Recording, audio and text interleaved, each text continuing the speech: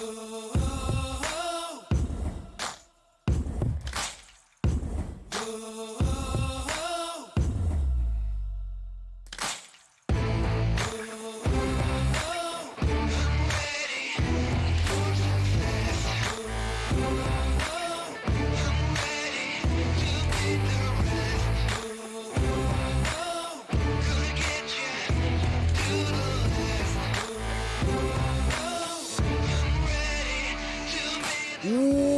is up, everybody? It is Wednesday, November 16th, and this is the Casual Wrestling Daily Show, the daily pro wrestling news live show on YouTube where we discuss everything that is going on in the world of WWE and AEW.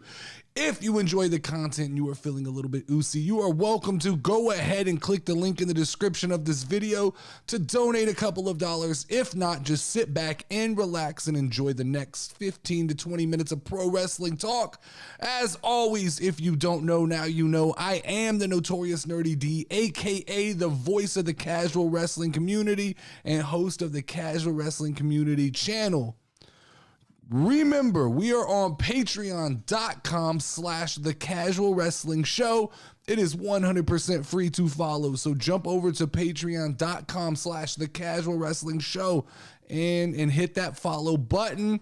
That is where we post all of the updates about the channel and the community updates and everything that's going on. So please head over there. Jump over to patreon.com/the casual wrestling show and hit the follow button. Next week for Thanksgiving break, the shows will all be pre-recorded. They will not be live, so I will not be popping up live on your YouTube feed next week. The kids will be off of school, and I will be busy and having to record on a different schedule. So look for these videos to post around the same time that they would go live, but they'll probably just be pre-recorded and drop that way. I'd like to give a shout out to this week's Patreon producers. This week's Patreon producers are Zinny, LGRSM, and Redis JC. There are five stories you need to know about today. Let me jump right into it and talk about it. So this week's episode of WWE Raw was not immune to change as Fightful Select reports that WWE switched up plans for Dominic Mysterio on the show as he was not initially listed to wrestle on the show.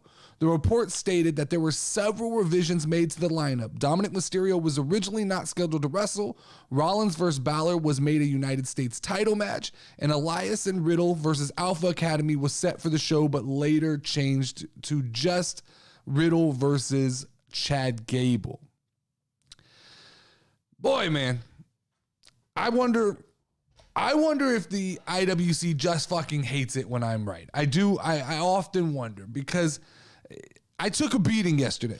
I took a beating when I posted the content clips from yesterday where I was a little bit more critical of Triple H.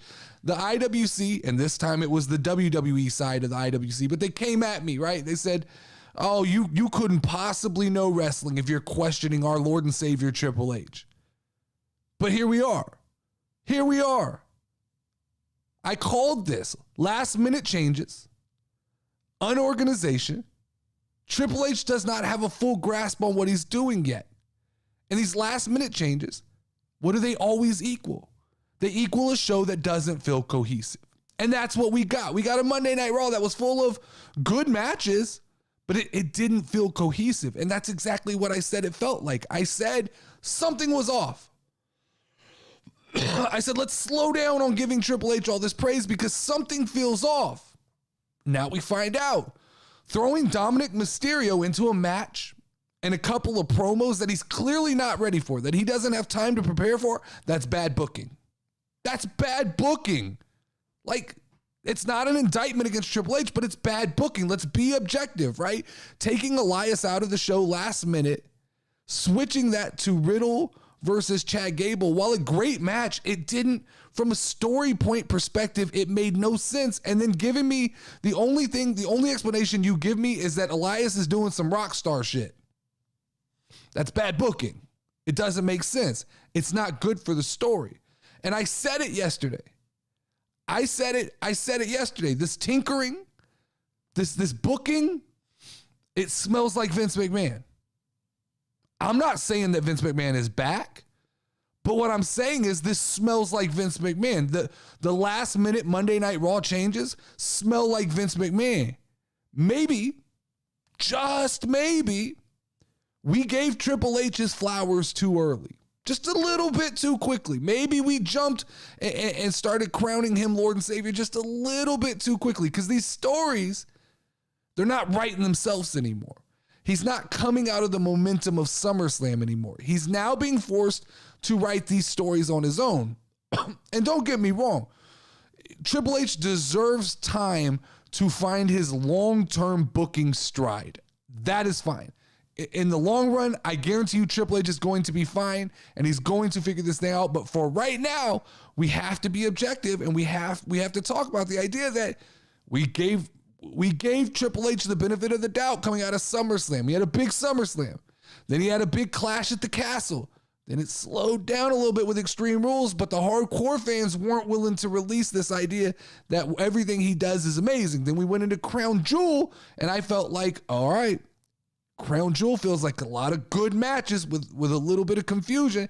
And now we come out of there into Monday Night Raw, and it's starting to feel like maybe he doesn't have this thing mapped out quite as tight as we thought that he was going to have it mapped out. Now, I do get the feeling that Triple H was banking on a couple of big returns going into War Games, and those just may not have materialized, right? Maybe it was people coming back from injury, whether he thought he could get Sasha Banks back at some point. I don't know, but it feels like to me that he had ideas that those things were going to come to be. Maybe Becky Lynch coming out of injury, and it feels like we may not be getting those things, and now he's having to pivot, and it doesn't look like he had a real solid plan B. And I'm not going to make this mistake again, because I made this mistake pre-SummerSlam.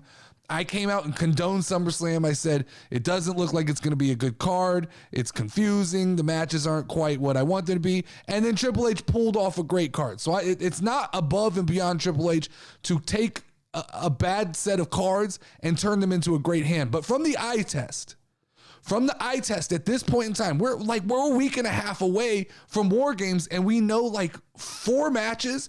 They're not even really confirmed. We're just assuming we know 4 matches. But from the eye test, this card looks a little light in the meaningfulness department, in the story department. Good matches. It's going to be good wrestling.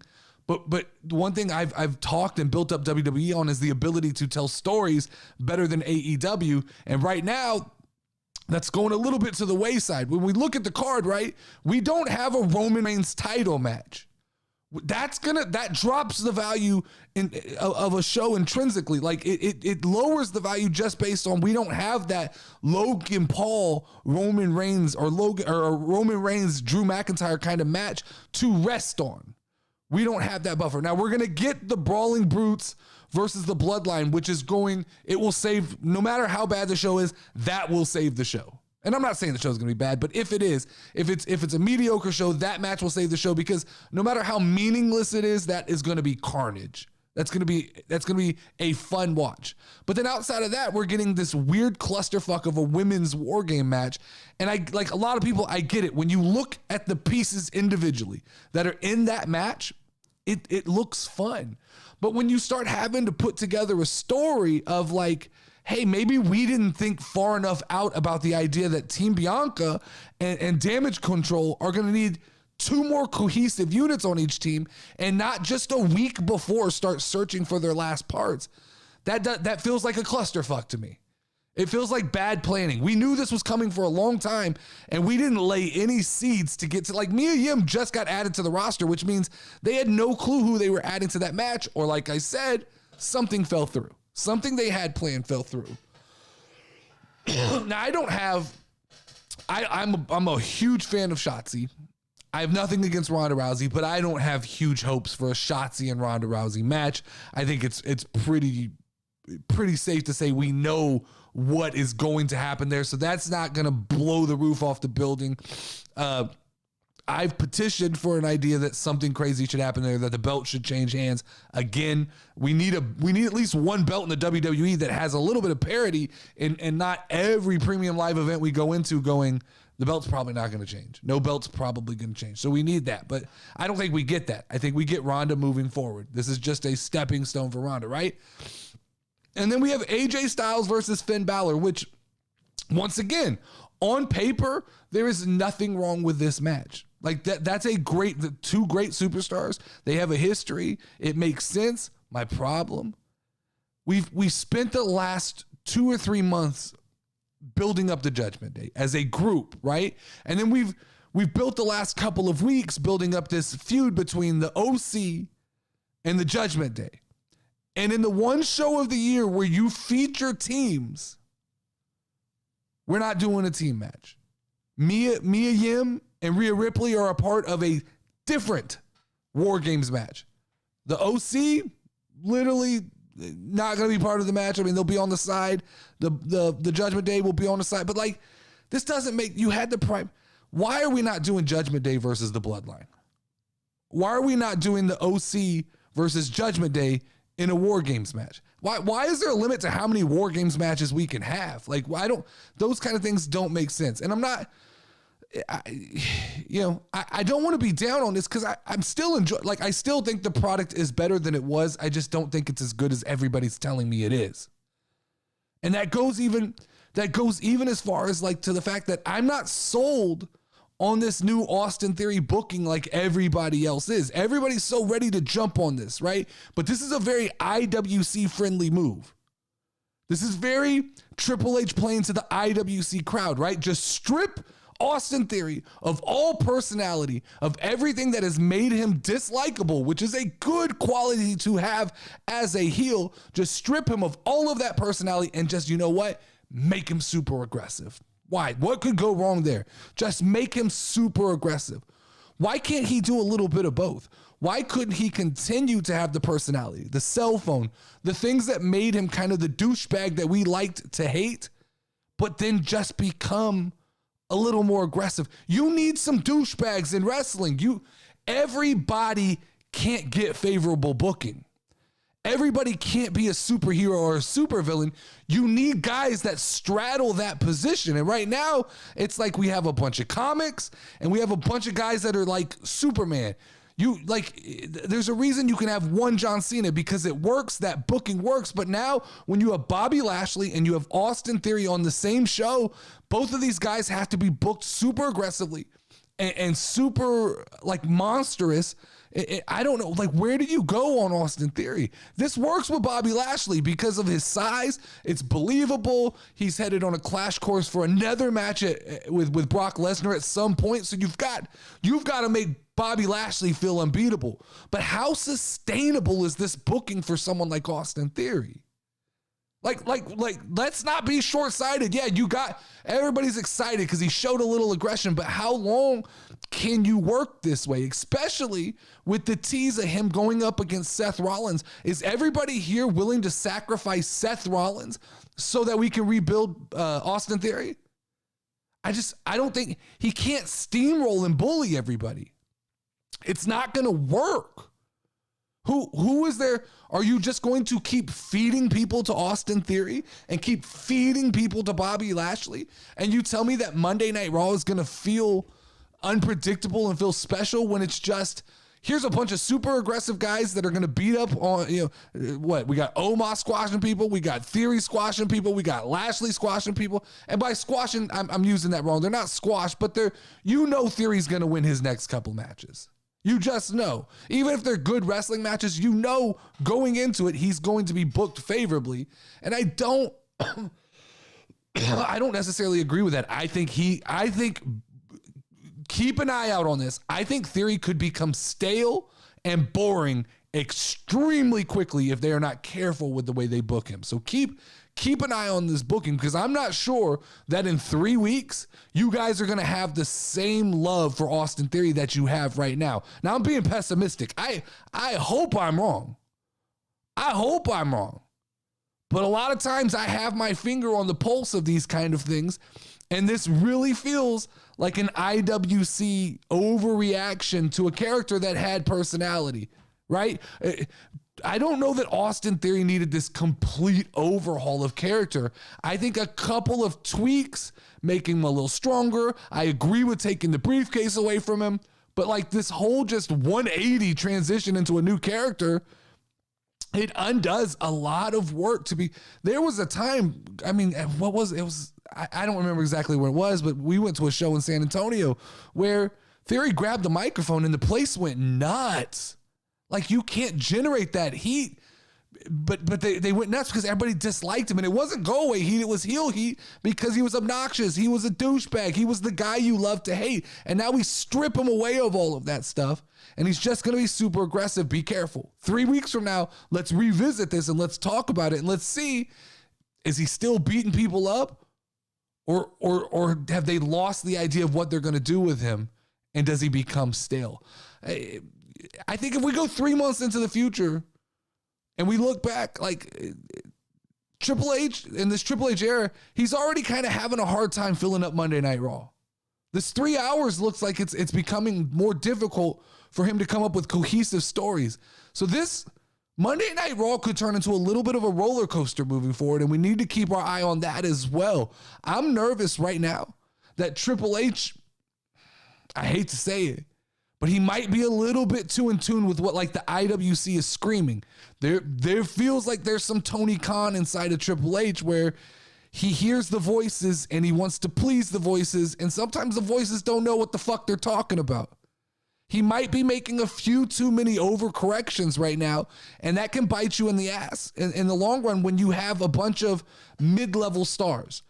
You don't make superstars by just cookie cutting aggressive wrestling.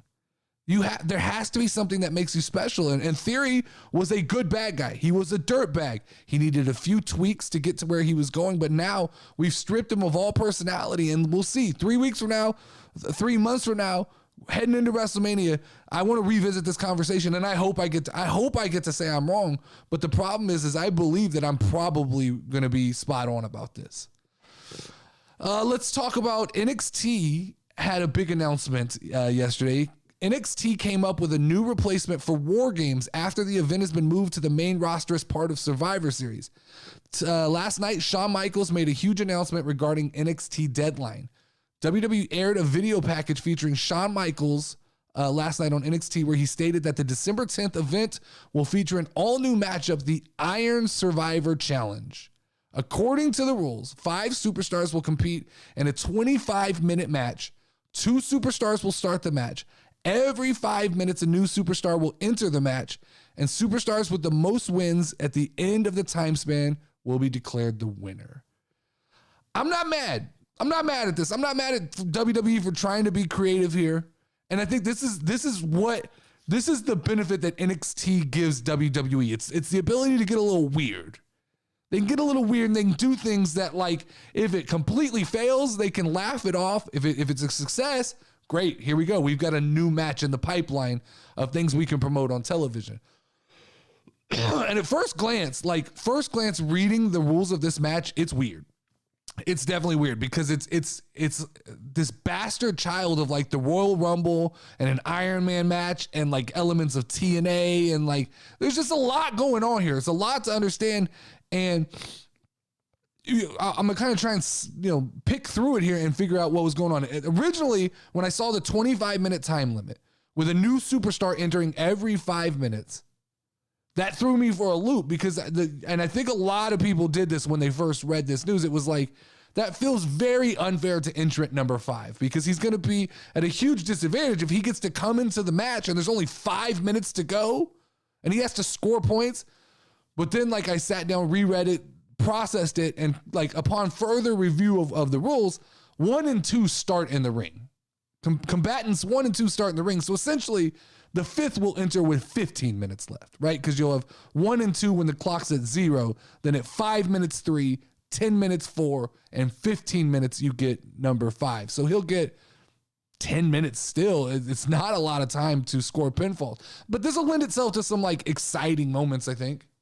Or just like complete batshit booking of a guy coming in and just like popping off 2 or 3 pins real quick or submissions or something. That guy's at an advantage and a disadvantage, right? Because he comes in late, but he comes in fresh when everybody's kind of beat down. So that element's at play there. That works. But we look at like Triple H has been kind of eliminating all of these gimmick pay-per-views on the main roster. And then like we go to NXT and we just add new ones. I guess that's okay. The NXT roster is filled with enough high entertainment talent that they could pull off a match like this. I don't know if the main roster could pull off a match like this, nor do I think that's ever what this is really intended for.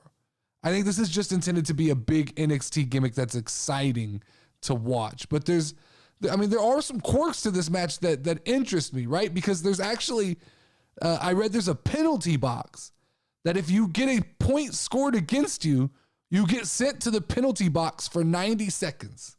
It's kind of a cool twist, right? Like you get penalized if you get pinned or submitted.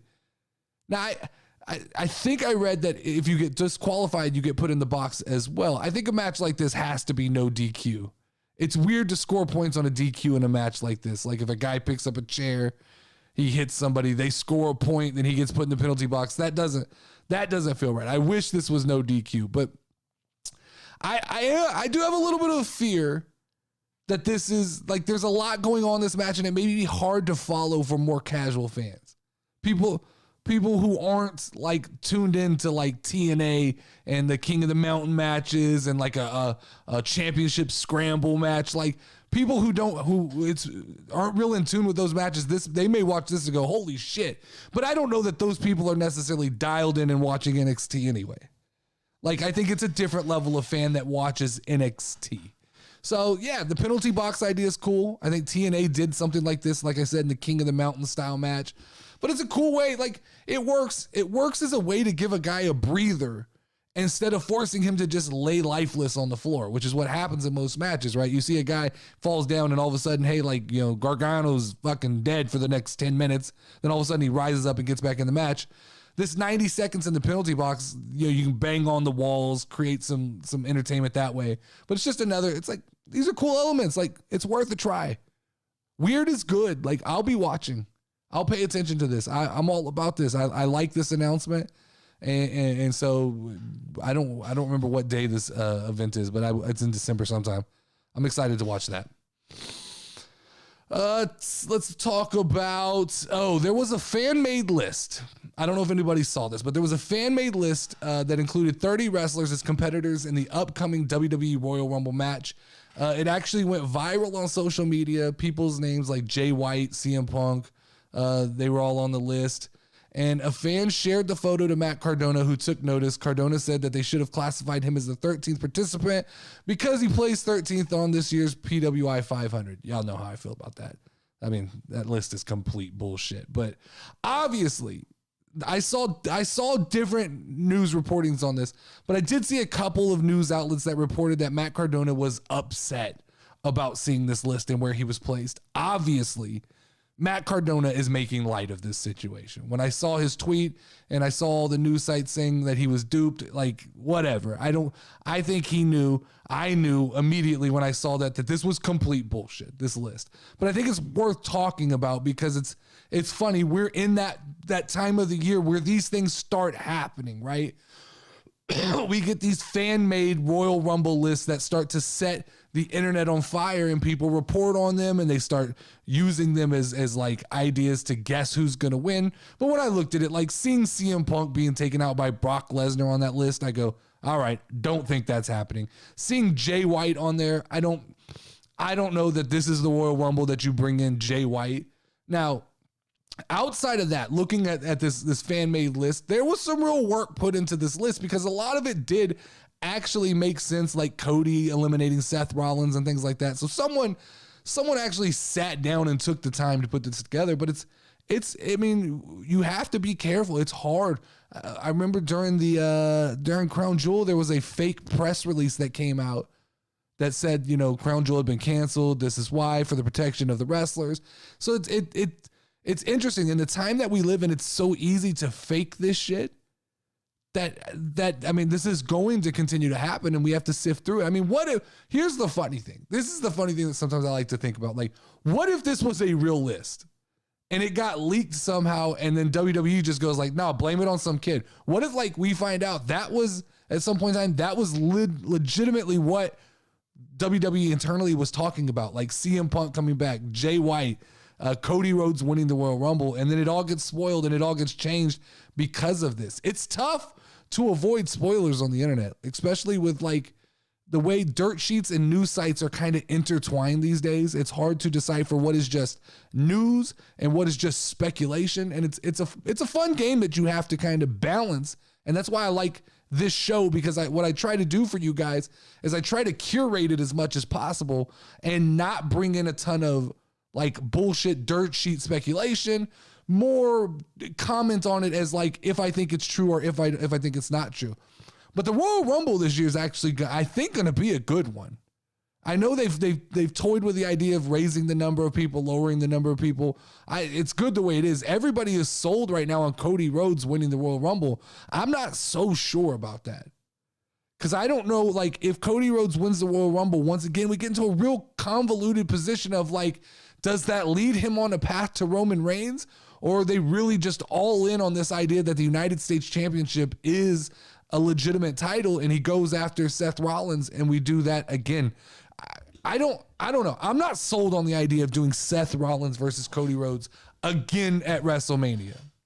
I'm not sold on that idea. I think there's other ways to go. I think that feels a little anticlimactic for a guy who came back and made a splash.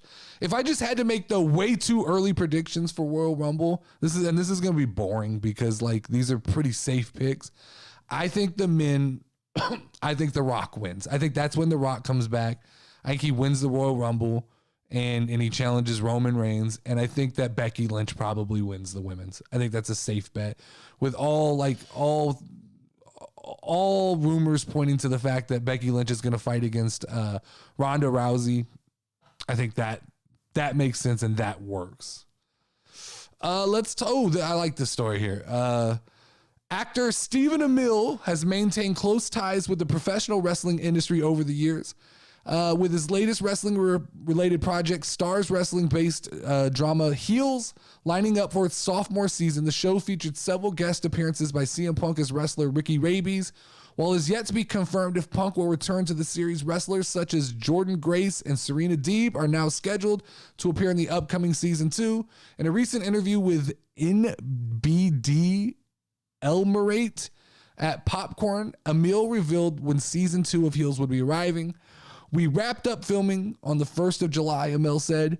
It could have come out basically around now, but it probably will come out in the early part of next year. Amell also took the time to tease a possible promotional partners for the series. I'm going to try to do something with WWE or AEW around the launch of the second season, Amell shared.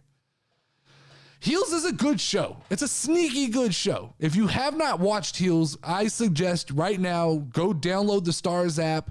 There's 8 episodes. It's an easily digestible show. Go watch it. CM Punk was good in the show. Whether you're a CM Punk fan or not, he's good. He's a good watch. Stephen Amell is very good in it. It's kind of a sleeper show on my like list of things that I watched last year. It kind of crept up on me. I'd heard about it, didn't have high expectations, watched it. Now it's a staple in my lineup of things I watch. I'm a little sad. I thought we were going to get it in this fall season, this winter season. Having to wait till 2023 to get this one is a little bit, hurts a little bit, but right now I have Yellowstone to hold me over, so I'm good on my fall winter show. The cool thing is you can go get the Stars app for like $5 a month. It's like $5 a month for the first 3 months, and you can easily like digest this show in a weekend. This is a very bingeable show. You can knock out 8 episodes in probably one good weekend if you're trying to catch up and watch it. I'm not going to spoil anything, but like there's a lot in the show to like. In fact, like I might have to go back and rewatch season 1. It was that good. And I think it's rewatchable. I think it's a show that like I don't remember every element of it, but the arcs, they work. And there's an actor on the show, and most people know who he is. Alexander Ludwig. He's the brother of Stephen Amell. I think he came from the Hunger Games and the show Vikings. He's good. He's real good. Like, he plays, the show kind of centers around his story, and he is extremely good. And like, there haven't been just a ton of great shows based on pro wrestling that I've watched, right? Young Rock is one, but Young Rock is like a little bit hokey for my taste. It's funny, it's good, it's about The Rock. I'm sure the stories are extremely exaggerated, but I watch it and it's like, it's more of a goofy comedy than it is wrestling. I liked Glow. Glow was good. I did enjoy Glow. I think Glow got canceled before it was really able to figure out what it was going to be.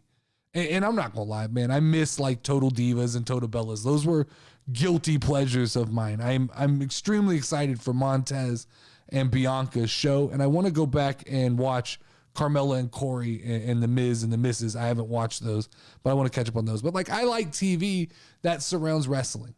I think wrestling makes for interesting television, even outside the idea of like real professional wrestling. Shows like Heels, seeing kind of the behind the scenes, and I think they do a good job. I've never been behind the scenes, so I don't know. We'd have to ask somebody who really knew, but like, I assume that what's going on in Heels is a fairly accurate portrayal. Stephen Amell seems to want to be fairly accurate to like source material when he's doing the show. Last thing to talk about today is this one was interesting. This kind of came out of left field on me.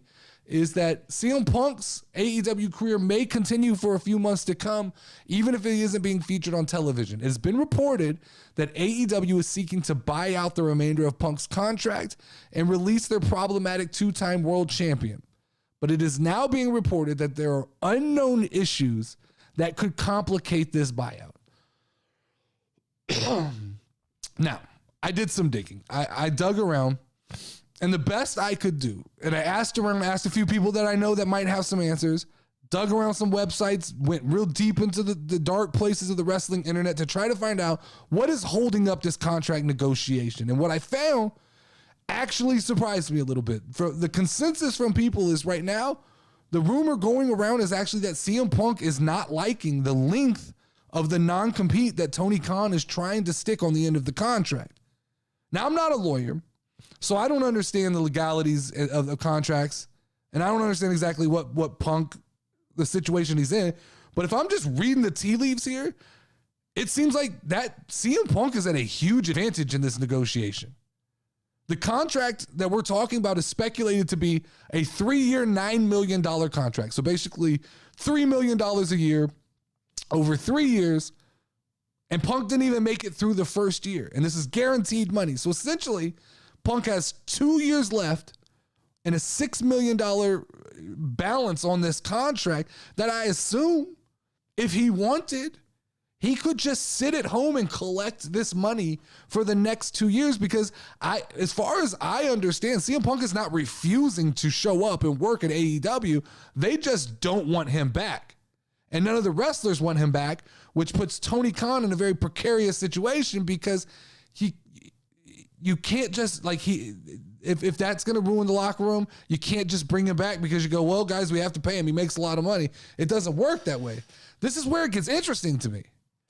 This is where this whole story got interesting to me, because my assumption was that CM Punk didn't want to wrestle again, right? That there was a bad taste in his mouth as well. Because one, I don't know that anybody in the industry can afford CM Punk and what he thinks he's worth that's not named WWE. And two, and I read an article this morning that kind of doubled down on this belief, is that I don't think WWE has any real interest in working with CM Punk again. Now, the article I read this morning said that Triple H has cooled off on the idea and would be open to at least exploring the idea, but there's other people inside of WWE who want nothing to do with it. But if you read way too deep into this, you have to believe that Tony Khan right now is afraid that WWE would make a legitimate run at CM Punk. If you asked me that 2 days ago, I'd say that's fucking insane. But that can be the only reason that Tony Khan is hung up on this idea that he needs to lock Punk into this long non-compete. Because what does Tony Khan care if Punk went to Japan? I mean, what does it matter? It doesn't really affect AEW, right? Or if he joins some wrestling startup company, that doesn't really affect anybody. WWE, let's be honest, it's the only company that Tony Khan is worried about, and the fact that there's a lingering issue over allegedly a non-compete length leads me to believe that there's like real gasoline on this fire, that CM Punk and WWE are at least entertaining the idea of a return. Like, there's been some conversation between somebody that has led somebody to believe there's a chance. Not saying it's going to happen. It's going to take a lot of hoops to jump through to get there. But I mean, like, let's just say they toyed with the idea. Let's just say when they floated this Stone Cold story out here, where we go, Stone Cold may come back for 39. And I joked about this yesterday, but like, what if they go, Punk is a viable opponent for Stone Cold.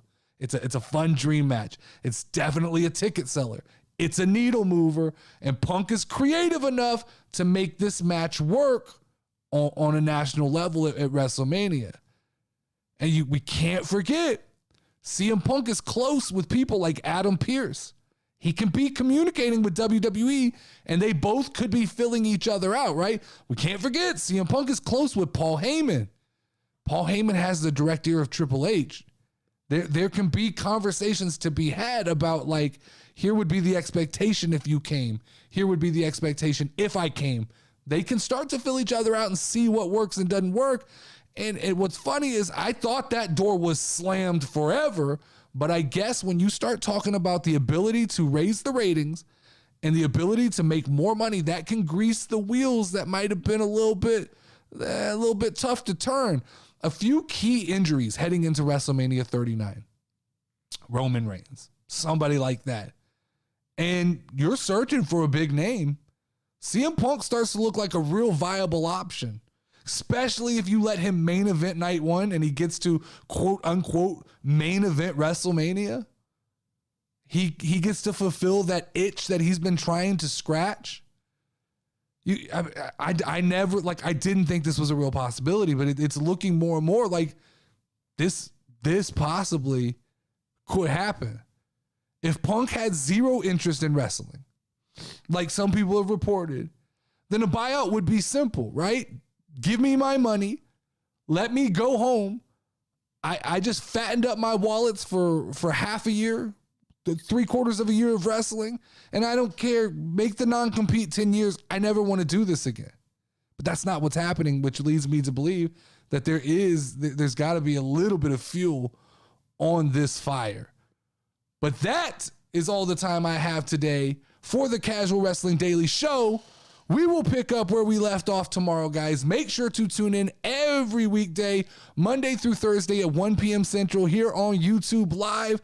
Make sure to check out the Casual Wrestling Podcast that posts every Friday live on YouTube at 1 p.m. And also make sure today it drops at 5 o'clock, WWE In Review, where we go back and watch old premium live events and pay-per-view matches and rank them on the most notorious casual wrestling match list ever. Today's episode will be The Rock versus Hulk Hogan, which I watched for the first time in my life, and I must say, damn. It was suggested to me, but damn. It might have changed my opinion on my favorite match of all time. As always, I am the Notorious Nerdy D, and I will see you guys tomorrow. Step in the ring, if you ready, let's go. Hey, Casual Wrestling Community Show. You already know, talking WWE. Keep it rolling and hosted by Notorious Nerdy D. Don't be sure that you gon' find. Tune in cause it's online. Hit 'em with a figure 4 leg lock, power driver, or clothesline.